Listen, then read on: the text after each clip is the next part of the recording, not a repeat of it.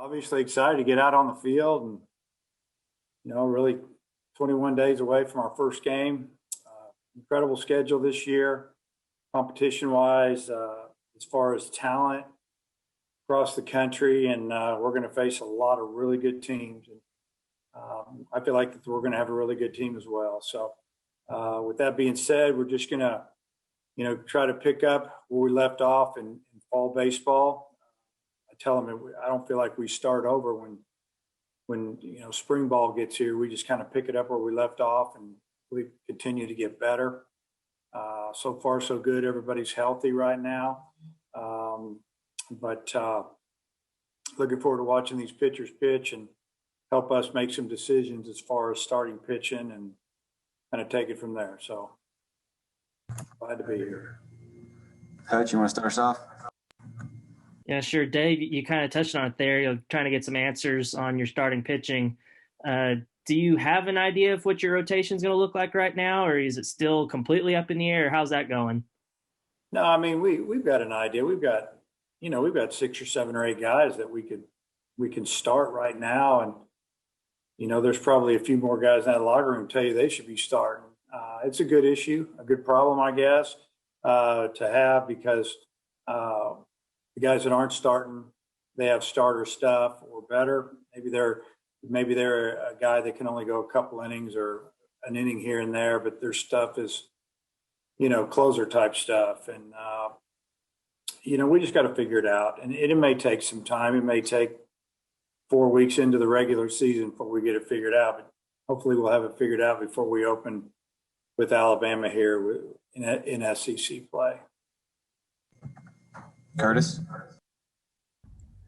Hey, Coach. Obviously lost a couple key pieces out of the lineup, but there's still plenty of talent in the room. What's your take on this group offensively so far, and maybe how it compares with the firepower you've had in years past? Well, I think this team, obviously it's hard to replace a guy like Heston Kjerstad. I mean, he's a guy that he's special, doesn't come along very often. A lot of times that guy doesn't make it to college. Heston really, really improved from year to year, and that was great to see, and happy for him and his family where he was picked in the draft. So, you try to make up for it other places, maybe have a little bit deeper lineup, maybe a little more sock up and down the lineup as far as maybe not a guy that's going to hit 20 home runs, but, some guys that can hit a lot of doubles and will hit 10 or 12 home runs. Hopefully that's the way we feel like we're going to make up for losing a couple of guys. But, we've got plenty of starters back. We've got a couple of guys that are fighting to get in the lineup, and I don't think we're going to miss a beat offensively. I think we'll be right where we've been the last few years, and hopefully better. Time will tell on that. You can't judge it off of what we see the first 3 weeks. You can't judge it off really the first 4 or 5 weeks of the season. It's sometimes it takes a little while to gel and get it going. But we're going to have some really good days. We have some average days, but hopefully when the weather warms up, we warm up and we swing it well all year. Bob? Yeah, Dave, with Kevin Kopps, what role, at least right now, do you envision for him on the staff? Well, I would say it's still to be determined, but Kevin's throwing better than he ever has since he's been here. Sure like his experience and his mound presence, maybe to help us get out of jams, or, be a guy that could come in off a starter and take us to the 8th or 9th. And but he could also close some games. He could also start games. So I really haven't answered your question, but that's the way I feel about Kevin. I think he can do a little bit of everything for us.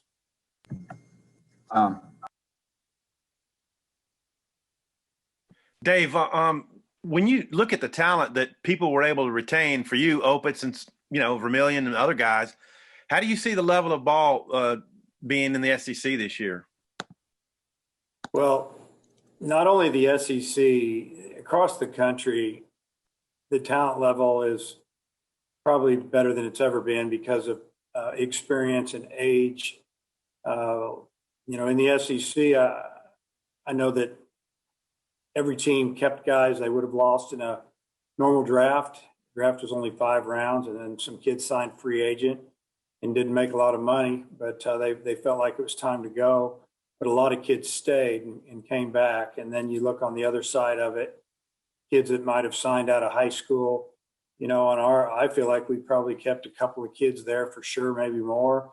And then maybe 3 or 4 or 5 guys that would have had an opportunity to sign if it would have been a 40-round draft.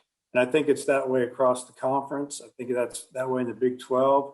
In the ACC, you could go on and on. And some of these mid-majors, they're going to be scary this year. They've got a lot of kids back that are going to be 23 years old and starting. And I know a few teams that are going to have 6 or 7 fifth-year seniors starting, and those guys are going to be hard to beat. So I feel like the SEC is going to be loaded. Talent level is going to be better than ever, and you're going to see guys every weekend that in SEC play that normally wouldn't still be with their team if it would have been a normal year. Matt? Hey, Dave, last year, Lander was a little inconsistent early on. I think at the end of the year, though, you said that he had thrown some good bullpens and you liked the way he was throwing. What have you seen from him since last season ended? And do you think he's going to be the type of pitcher that's going to be able to give you those consistent 6-inning performances if he is a starter? He there's some things that really didn't get out there, but he had some a little bit of medical issue that he had to get straightened up, and he's all over it now. He's got his strength back. First couple outings in the fall were pretty good. The end of the fall, he was really good. So far in January, he's been outstanding. He's in great shape. I think he's a man on a mission. And he's one of the guys we're looking to really bounce back and have a great junior year and be a starter for us. Nate? Just how big is it up the middle, returning Opitz and Robert Moore and Kyle and Franklin? That's big. I don't think that there's too many teams that, can match up with us up the middle. Obviously, there's a few.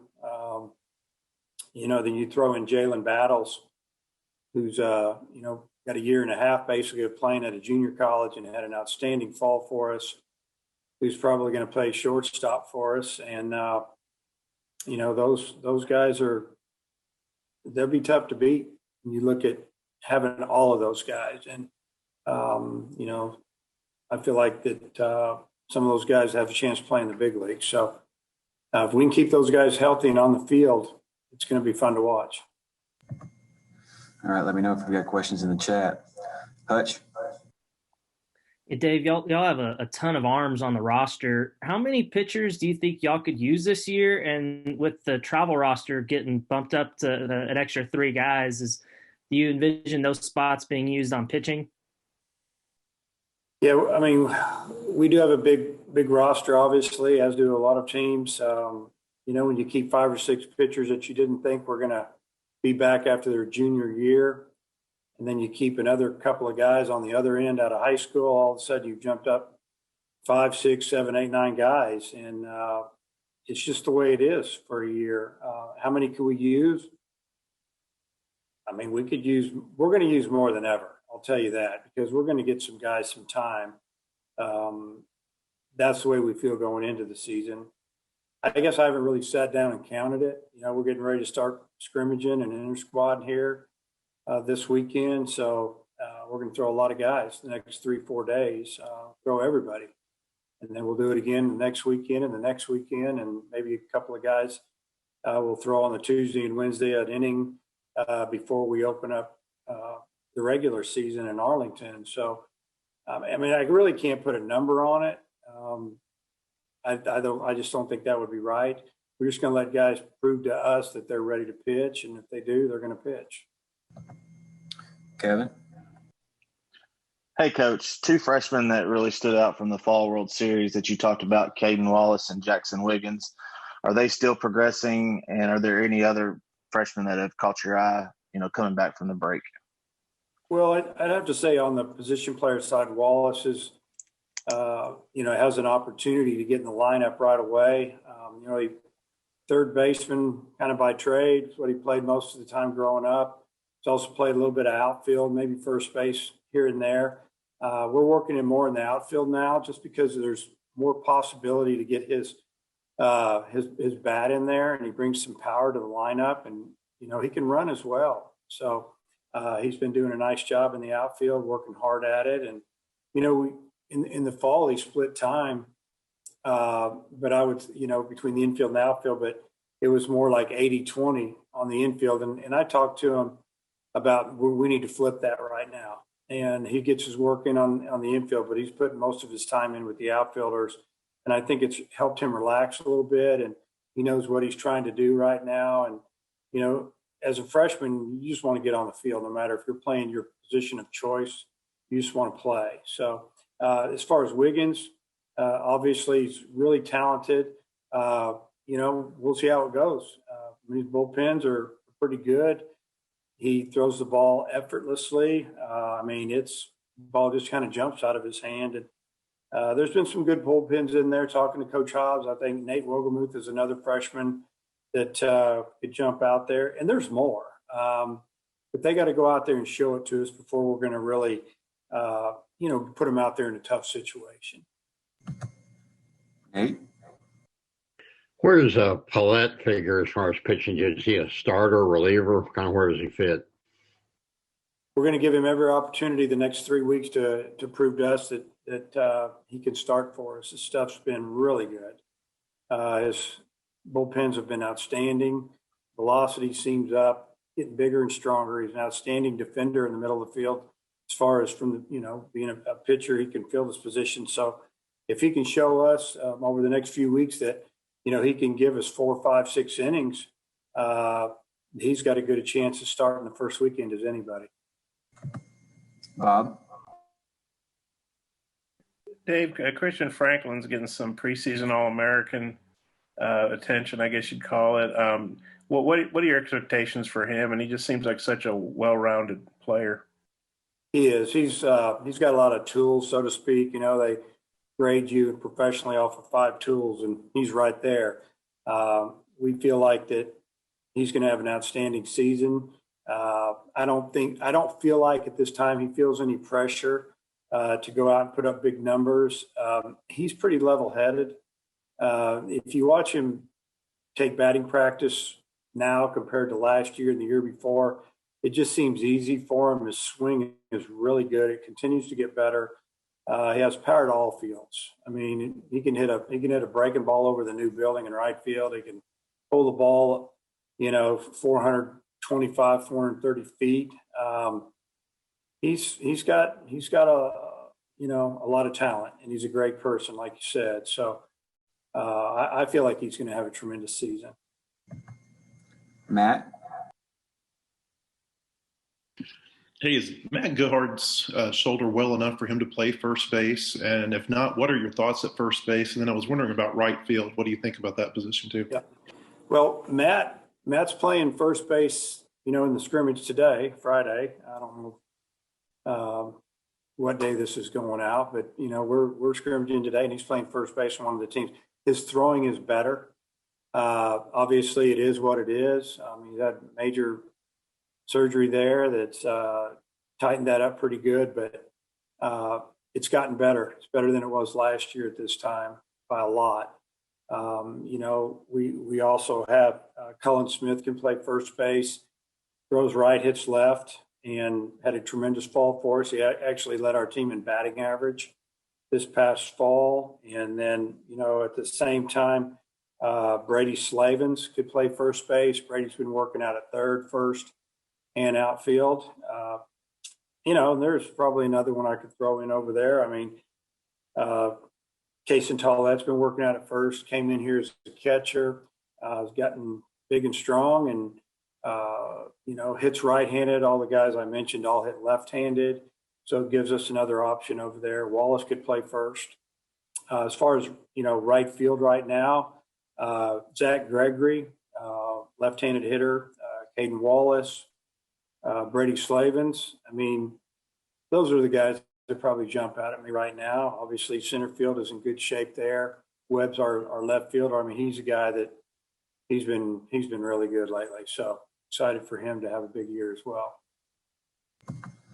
Tom? Dave, what's the rundown on guys who've been starters for you? Talking about Noland and Wicklander and Bolden, and then Vermillion. Would his position change, or do you want him to be the closer? Yeah, as far as Connor, he's continued to get better. He, had a pretty good start last fall, and then last couple of outings didn't go great for him. And we're hoping that he'll bounce back and really, eat up a lot of innings. Possible starter. We'll see how that goes. Wicklander, like we talked about earlier, he seems to be doing really well. He's strong, arms healthy. I don't know, who else did you mention? I'm sorry, Kyle muted me. Bolden and Vermillion. Yeah. So Bolden, he's a strike thrower now, and he's got great mound presence. Fastball sits in the low 90s, got a plus changeup at this level, and I've got pretty good breaking ball. He has every opportunity to be a starter. He's one of those guys that when he gets on the mound, we're not looking for a lot of strikeouts, although he can strike you out. We want contact, and he can eat up some innings. But if he locates, he's going to be right in the middle of it. And then Vermillion, his stuff has been outstanding. I would love to have him start, and I'd love to have him close. So we're going to leave it. We're going to leave it up to what we see, what helps the team the most. If he shows us that he could go out and give us really good starts and give us 5+ and maybe more, then we might give him an opportunity there. If it's good for 2 or 3 innings and then it fades pretty good, I think that he would be fine being a closer. Because if you have him out there for 1 inning, he could be really, really hard to hit. And our guys do not like hitting off of him. I'll just say that. That's a good thing. You find that out, from what they say. So that if our guys feel that way, other teams can feel the same way. We have time for a few more. Hutch? You mentioned Vermillion as a possible closer. Who are some other guys there? And do you envision having one dominant closer like you have with Matt Cronin, or could you have multiple guys kind of share that role? I think it depends on who we start. We haven't mentioned Elijah Tress. The kid's throwing 95, 97 miles an hour.